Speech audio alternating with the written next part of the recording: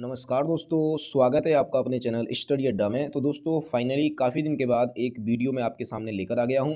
इस वीडियो में हम मुख्यतः बात करने वाले हैं उत्तराखंड प्राथमिक शिक्षक भर्ती 2025-26 के विषय में। और आप सभी को अच्छे से पता है कि लगभग 1670 पदों के ऊपर उत्तराखंड के अंदर 7 नवंबर को नई प्राथमिक शिक्षक भर्ती जारी हुई थी। परंतु आपने यह भी देख लिया होगा कि 28 जनवरी को लगभग 1035 अभ्यर्थियों को नियुक्ति पत्र मिल चुके हैं। तो जिन अभ्यर्थियों को नियुक्ति पत्र मिल चुके हैं उन सभी को मेरी ओर से बहुत बहुत हार्दिक शुभकामनाएं कि वो अच्छे से अपने स्कूल में ज्वाइन करें। और उम्मीद है ज्वाइन कर भी लिया होगा और अच्छे से जो बच्चे हैं उनके भविष्य को सुधारें। बाकी अब हम बात करेंगे कि बाकी पदों का क्या होगा। कि भाई भर्ती तो 1670 पदों पर थी, परंतु ज्वाइनिंग लेटर 1035 पदों को ही दिए गए हैं। बाकी जो बचे हुए पद हैं उनका क्या होगा, तो इस पर भी चर्चा मैं इस वीडियो में करने वाला हूं। इतने सारे कोर्ट केस आपने देखा होगा कि अलग अलग प्रकार के कोर्ट केस हो चुके हैं। बहुत सारे अभ्यर्थियों ने ये कहा है कि भाई ये जो काउंसलिंग प्रक्रिया है अच्छे से नहीं हुई है। इससे क्या हुआ है, कहीं पर ज़्यादा मेरिट लाकर भी बच्चे का सिलेक्शन नहीं हुआ है और कहीं पर कम मेरिट पर भी सिलेक्शन हो गया है। तो बहुत सारी अनियमितताएं देखने को मिली हैं, जिस पर कोर्ट ने भी कुछ जिलों के अंदर कुछ सीटें रिजर्व कर दी हैं। अब उन रिजर्व सीटों का भी क्या होगा वो भी मैं आपको बताने वाला हूं। बीएड ब्रिज कोर्स 169 पद कैसे खुलेंगे, कि सबसे बड़ा सवाल तो यह भी आ रहा है कि जो बीएड ब्रिज कोर्स के लिए 169 पद होल्ड कर रखे हैं, आखिर इन पदों को कैसे खोला जाएगा। तो ये सारी की सारी जानकारी आपको इसी वीडियो के माध्यम से मिलने वाली है। तो वीडियो में अंत तक जरूर बने रहना। वीडियो अगर आपको पसंद आए तो वीडियो को लाइक कर देना, अपने दोस्तों को शेयर कर देना, और अगर आप चैनल पर नए हैं तो चैनल को सब्सक्राइब कर लेना। तो स्टार्ट कर लेते हैं। तो यहाँ पर देखो, पहले सबसे पहले मैं आपको ये सारी चीज़ें दिखा देता हूँ। यहाँ पर आप देख रहे हैं लिखा है कुल पद 1670 की। कुल पद कितने थे? 1670 थे। नियुक्ति पत्र कितनों को मिले हैं? 1035 को मिले हैं। तो शेष पद कितने बचे? शेष पद बचते हैं 635। तो बीएड ब्रिज कोर्स के लिए जो पद होल्ड कर रखे हैं वो कर रखे हैं 169। डॉक्यूमेंट वेरिफिकेशन के नाम पर भी बहुत सारे पद होल्ड कर रखे हैं, और वो कितने हैं? लगभग 466 पद हैं। और कुछ पद ऐसे भी हैं जो कि हाई कोर्ट सीट रिजर्व, यानी कि बहुत सारे अभ्यर्थी हाई कोर्ट के अंदर चले गए थे, तो उनके लिए भी सीट रिजर्व कर दी गई है। और इन पदों की भी संख्या है लगभग वो 200 प्लस हो चुकी है। तो अब ये जो सारे के सारे पद हैं कैसे ओपन होंगे मैं आपको यहाँ पर बताने वाला हूँ। आप देखो सबसे पहले कि देखो 1670 में से 1035 को ज्वाइनिंग लेटर मिल गए हैं, 635 पद बचे हैं। अब इस 635 में से भी 169 पद क्या है हम साइड में रख देते हैं बीएड ब्रिज कोर्स के लिए, क्योंकि इसका मामला अभी सुप्रीम कोर्ट में लंबित है। अब इसकी क्या प्रोसेस है कि इसके खिलाफ भी high court plus supreme court दोनों में केस हो रखे हैं। वो क्या है मैं आपको अभी बताऊंगा, पहले थोड़ा सा इन पदों को बता देता हूँ। डॉक्यूमेंट वेरिफिकेशन, तो देखिए ये पद इसलिए होल्ड कर रखे हैं कि बहुत सारे अभ्यर्थियों ने जो काउंसलिंग कराई थी उनके डॉक्यूमेंट्स में कुछ ना कुछ कमी निकली थी।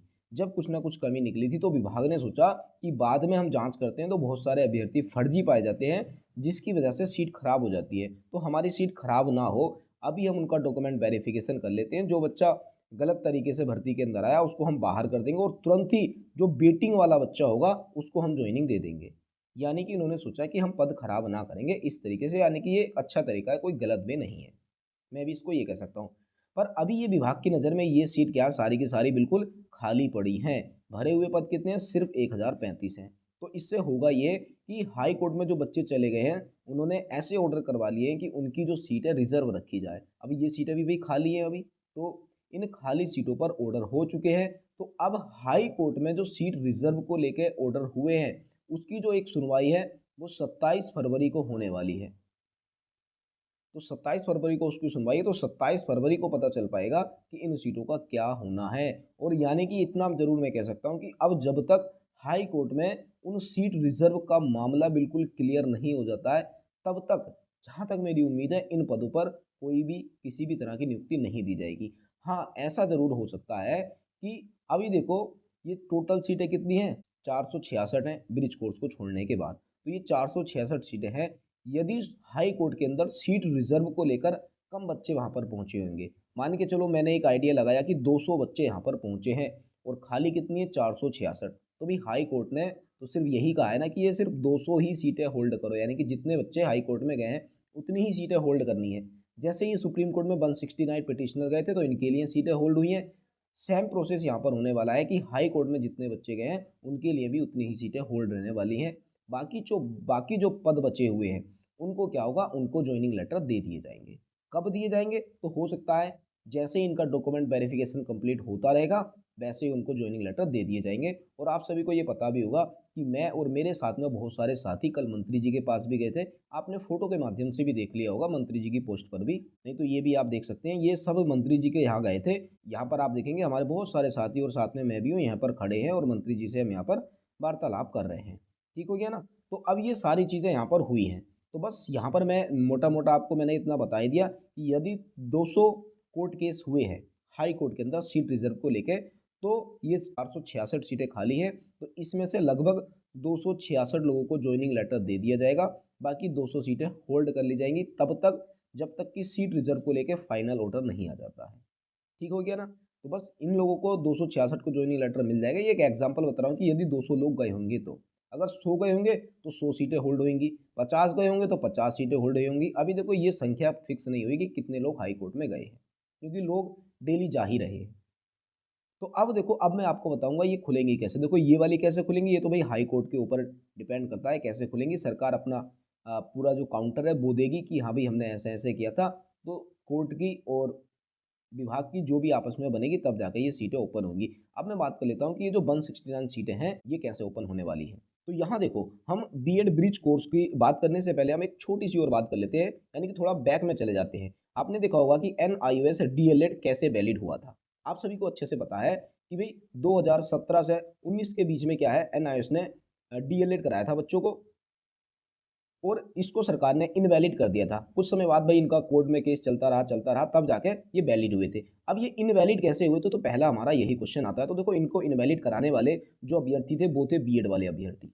ये इनके अपोजिट में खड़े हुए थे कि भाई ये तो इनवैलिड है, हम वैलिड है, हमें मौका मिलना चाहिए। यानी कि इनके अपोजिट में बीएड वाले खड़े थे, तब जाकर ये इनवैलिड हो गए। परंतु बाद में क्या होता है, ये जो बीएड होता है ये ही प्राइमरी से इनवैलिड हो गया। तो जब बीएड वाले अभ्यर्थी इनवैलिड हो गए, फिर ये जो एनओएस से डीएलएड वाले अभ्यर्थी थे, फिर ये इन्होंने रिव्यू में चले गए सुप्रीम कोर्ट में। जब भाई ये सुप्रीम कोर्ट में चले जाते हैं तब इनके विपक्ष में कोई भी नहीं रहा, और जब इनके विपक्ष में कोई भी नहीं रहा तो ये आसानी से वैलिड हो गए। ठीक हो गया ना। तो ये इस तरह से वैलिड हुए थे। अब बात आ जाती है बीएड ब्रिज कोर्स की। तो देखो, सेम कंडीशन यहाँ पर भी इनके लिए चल रही है। ये जो बीएड ब्रिज कोर्स वाले 169 पिटिशनर थे, ये सुप्रीम कोर्ट में गए और इन्होंने सुप्रीम कोर्ट से याचिका की कि हमें फॉर्म भरने की परमिशन दी जाए। तो देखिए, इनको फॉर्म भरने की परमिशन मिल गई। अब क्यों मिली, पहले हम बात करते हैं, क्या इनके अपोजिट में कोई था या इनके विपक्ष में कोई खड़ा था। तो भाई इनके विपक्ष में कोई भी नहीं था। जब इनके विपक्ष में कोई भी नहीं था तो इनको फॉर्म भरने की परमिशन आसानी से मिल गई। अब बात आ जाती है इनकी वैलिडिटी के ऊपर कि क्या ये वैलिड है या नहीं है। तो देखो, अब मैं खैर कोई होता नहीं हूँ इनको बताने वाला कि भाई ये वैलिड है या इनवैलिड है, पर मैं इतना जरूर कह सकता हूँ कि भाई जो बीएड है वो तो प्राइमरी के लिए एलिजिबल है ही नहीं। तो फिर ये बीएड ब्रिज कोर्स का क्या मतलब है यहाँ पर। आपने देखा होगा कि देवेश शर्मा वाला भी जो एक केस था, तो उसमें भी ये जो बीएड वाले अभ्यर्थी हैं इनको प्राइमरी से बिल्कुल बाहर कर दिया था, और उसने साफ साफ कह दिया था कि ये जो बीएड से संबंधित जितनी भी क्वालिफिकेशन है वो सारी की सारी इनवैलिड है। तो नॉर्मल सी बात यहाँ पर आ जाती है कि यदि आज भी अगर कोई सुप्रीम कोर्ट में इस ब्रिज कोर्स के विपक्ष में नहीं खड़ा होता है, तो जिस तरह से यहाँ पर एनएस डीएलएड के विपक्ष में कोई नहीं खड़ा था तो ये आसानी से वैलिड हो गए थे। सेम कंडीशन यहाँ हो जाएगी, यदि आज कोई भी इनके विपक्ष में यहाँ पर खड़ा नहीं होगा तो सुप्रीम कोर्ट से ये जो बीएड ब्रिज कोर्स वाले अभ्यर्थी हैं ये आसानी से वैलिड हो जाएंगे। अब देखो भाई, जब ये वैलिड हो जाएंगे तो इससे बहुत लोगों को नुकसान होने वाला है। और मैं तो भाई ये भी कहना चाहूँगा कि जितने भी अभ्यर्थी ऐसे हैं जिन्होंने डीएलएड किया हुआ है, चाहे किसी भी माध्यम से डीएलएड किया हुआ है, यदि उनको अपने फ्यूचर को सिक्योर करना है तो ये जो बीएड ब्रिज कोर्स है इसके खिलाफ आपको खड़ा होना पड़ेगा। यदि आप इसके खिलाफ खड़ा नहीं होते हैं तो कल को यही आप लोगों के लिए सरदर्द बनने वाला है। और मैं उन सभी लोगों से अपील करना चाहूँगा कि चाहे उन्होंने डीएलएड कहीं से भी किया हो, चाहे उन्होंने डाइट के माध्यम से डीएलएड किया हो या फिर एनआईओएस के माध्यम से डीएलएड किया हो या फिर किसी भी अन्य राज्य से या किसी भी अन्य डाइट से डीएलएड किया हो, उन सभी को मैं ये कहना चाहता हूँ, चाहे किसी ने भाई हरियाणा से डीएलएड किया हो, चाहे एमपी से डीएलएड किया हो, चाहे किसी भी अन्य राज्य से डीएलएड किया हो, उन सभी से मेरी यही अपील रहेगी कि देखिए, यदि ये जो बीएड ब्रिज कोर्स है किसी भी तरह से वैलिड हो जाता है तो इनकी जो मेरिट है भाई वो भी काफ़ी हाई रहने वाली है, क्योंकि बीएड ब्रिज कोर्स के बेस पर इनकी मेरिट बनेगी। और आप सभी को पता है कि 6 मंथ का इनका बीएड ब्रिज कोर्स होता है और इसमें इनकी अच्छी खासी परसेंटेज बनी हुई है। तो भाई इस बेस पर इनकी अगर मेरिट बन जाती है तो जितने भी डीएलएड वाले अभ्यर्थी हैं उनको बहुत ज़्यादा नुकसान होने वाला है, डाइट वालों को भी नुकसान होने वाला है, और इन्हीं को नहीं भाई इनके बहुत सारे भाई बहन भी हैं। तो जो लोग ऑलरेडी जॉब लग चुके हैं उनको भी इसमें अपना सहयोग देना पड़ेगा, क्योंकि भाई यदि अगर आज ये लोग वैलिड हो जाते हैं तो तो कल को आने वाले समय में आपके फैमिली में, आपके परिवार में जो भी लोग डीएलएड करेंगे तो उन सभी के लिए ये सरदर्द बन जाएंगे। यदि आपको इस सरदर्द को हटाना है, इस बीएड ब्रिज कोर्स को जड़ से ही खत्म करना है, तो आपको सुप्रीम कोर्ट में इनको इनवैलिड करवाना पड़ेगा। अब इनवैलिड करवाने के लिए आप सभी लोगों को क्या करना पड़ेगा, किसी अच्छे वकील को इनके विपक्ष में खड़ा करना पड़ेगा, यानी कि इंटरविन, ऐसे ही कुछ बोलते हैं कि इंटरविन इनको आपको करवाना पड़ेगा। अब कैसे करवाना है, तो उसके लिए क्या है, देखो बहुत सारे बच्चों ने मेरे से संपर्क भी किया है और बहुत सारे बच्चों की फरमाइश पर मैंने ये वीडियो भी बनाई है कि सर बहुत सारे बच्चों को आप किसी भी माध्यम से जुड़वा दीजिए। तो देखो मैं आपको एक नंबर दे देता हूँ, ये एक नंबर है, आप इस नंबर पे व्हाट्सअप कर दीजिए जितने भी लोग शामिल होना चाहते हैं सुप्रीम कोर्ट में बीएड ब्रिज कोर्स को इनवैलिड करवाने के लिए। तो इस नंबर पे आप मैसेज कर दीजिएगा और आपको फिर क्या किया जाएगा, आपको एक ग्रुप के माध्यम से जोड़ दिया जाएगा। ठीक हो गया ना? तो देखो सिंपल सी बात है कि यदि आपको कल का अपना सर दर्द हटाना है, तो आज आपको ये जो सर दर्द का कारण बना हुआ है बीएड ब्रिज कोड, इसको जड़ से खत्म करना पड़ेगा। यदि आप साथ देना चाहते हैं तो ये जो नंबर मैंने दे रखा है, आप इस पर व्हाट्सएप पे मैसेज करना। और एक मैं निवेदन और करना चाहूँगा कि देखो इन्होंने साफ बोल दिया था कि कोई भी कॉल ना करें, तो सिर्फ व्हाट्सएप के माध्यम से ही बातचीत कर लेना आप। यदि आपको ग्रुप में जुड़ना है, तो ये ग्रुप में आपको जोड़ देंगे और वहाँ पर जो भी आगे की रणनीति होगी, फिर ग्रुप के माध्यम से आपको सूचित किया जाएगा। ठीक हो गया ना?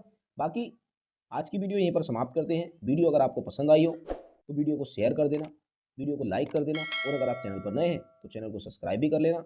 और आपके जितने भी साथी हैं, जिन्होंने डीएलएड किया हुआ है, चाहे वो जॉब लग गए हों या डीएलएड कर रहे हों, तो देखिए ये जो बीएड ब्रिज कोर्स है ना, सभी के लिए सर दर्द का कारण बन जाएगा यदि ये वैलिड हो जाता है तो। तो आप सभी लोगों को एक साथ मिलकर इसको हराना पड़ेगा।